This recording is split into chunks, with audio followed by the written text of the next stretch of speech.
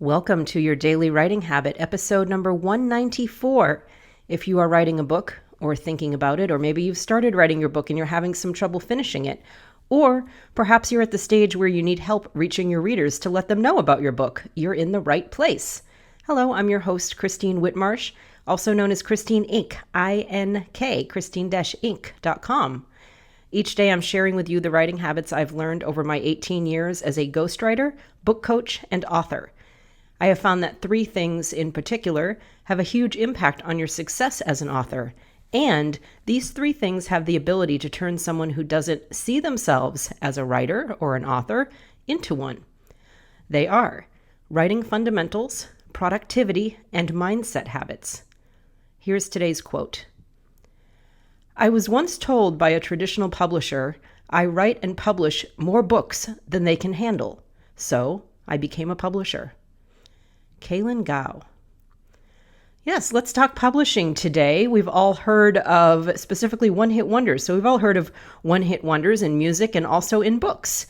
Well, we've heard of the famous ones anyway. So you think of Catcher in the Rye by J.D. Salinger, Wuthering Heights by Emily Bronte, Gone with the Wind by Margaret Mitchell, and a couple of my personal favorites, The Bell Jar by Sylvia Plath and Catch-22 by Joseph Heller.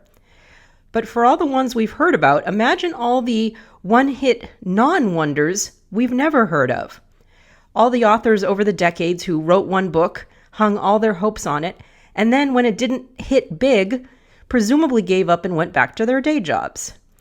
As a rule of thumb, whenever you hear the quote-unquote miracle stories, one-hit wonders and overnight successes amongst entrepreneurs, for instance, so for every one of those one-hit wonder stories, there are hundreds, if not thousands, if not tens of thousands, of stories of people who either attempted and gave up, or people who are still grinding away trying to make their mark. And it's the latter ones, the ones still grinding, the ones still producing every day, those are the ones that I admire, and a lot too. Quality and quantity do not have to be separate conversations, nor should they be. You can be prolific and produce quality products, whether this means social media content, blogs, articles, and yes, books. As I talk about frequently here on Your Daily Writing Habit, if you establish a process that works for you to write your book and prioritize quality throughout that process, by focusing on your writing fundamentals, studying works of others, attention to detail, all those pieces that create quality, and then productivity-wise, you schedule the time that you need to follow through on that process. If you do those things, you can be as prolific as is possible in the time that you commit to your writing. In other words, the more time you find in your schedule, when you sacrifice the non-writing things, the Netflix and the scrolling down the Facebook feed and staring at the wall and all the things. Of course, sometimes, as writers, we need to stare at a wall. So I'm not going to knock that. But what I'm saying is the more writing and editing sessions you commit to by scheduling them on your calendar, the more books you have the capability to produce. Being a prolific author is not some magical miracle accessible only to a select few. Apply the discipline, take control of your time, which means butt in seat, and write, and it can happen. And with self-publishing on a nearly equal playing field these days, it's not as if only a percentage of those books will be seen by others. What I'm saying is 100% of what you write can be published and seen by others. You can literally write and publish as many books as you want. So why be prolific?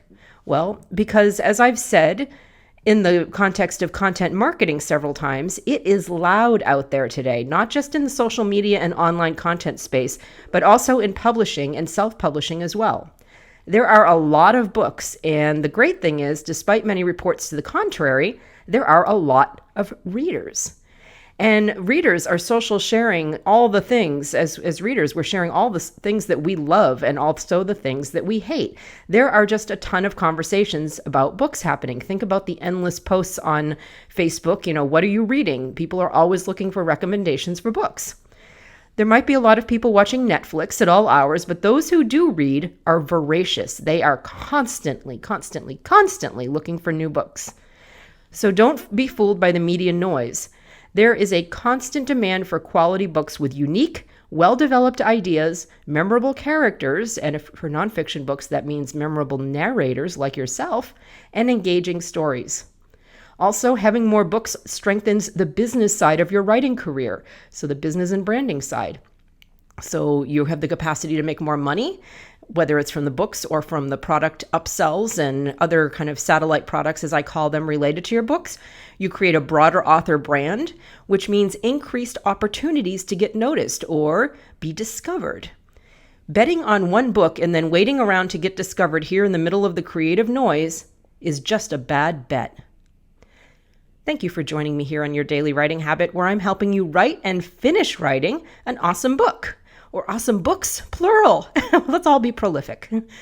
Be sure and drop by my Inc. Authors group on Facebook for motivation, accountability, book writing, publishing resources, and more. That's Inc., I-N-K, Authors on Facebook. And if you know someone who wants to write a book, I would love it if you would let them know about Your Daily Writing Habit. They can listen on Amazon Alexa, iTunes, Google Play, TuneIn, Stitcher, anywhere where they listen to podcasts. Thank you, and until tomorrow, happy writing.